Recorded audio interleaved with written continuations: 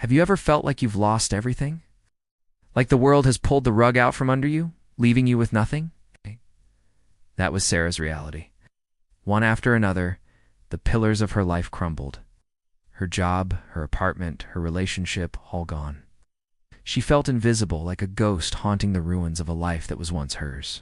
The world kept spinning, but she was stuck, broken, and alone. Hitting rock bottom is a strange place. There's a deafening silence there, a quiet that forces you to listen to the thoughts you've been running from.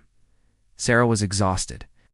The thought of starting over, of rebuilding from scratch, felt like an impossible mountain to climb. She'd done it before, and the idea of doing it again was soul-crushing.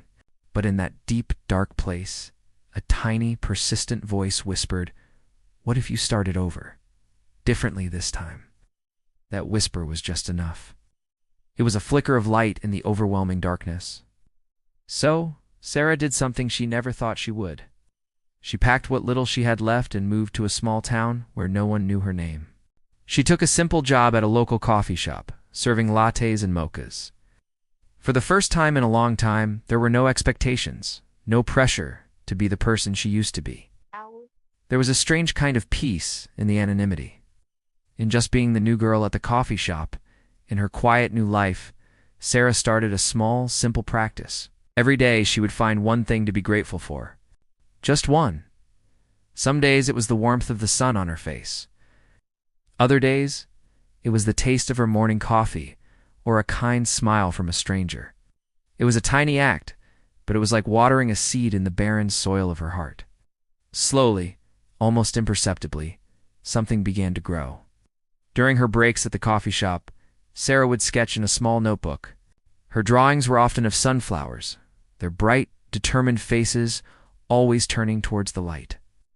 It was her private world, a way to process her feelings. One day her boss, a kind older woman named Maria, noticed her sketches. She didn't just see doodles, she saw talent, a story.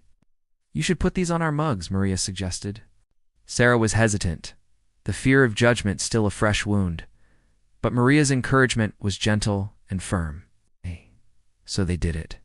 They printed her sunflower design on a batch of ceramic mugs.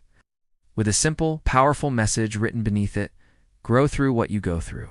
They sold out in a week. People didn't just buy a mug, they bought a piece of hope. They connected with the message, with the resilience of the sunflower. The mugs became a local sensation, a small symbol of strength for the whole community. Success, however, brought its own set of fears. Maria saw the potential and offered Sarah the chance to open her own shop in a vacant space next door. What if she failed again? What if this was just another high before another devastating fall?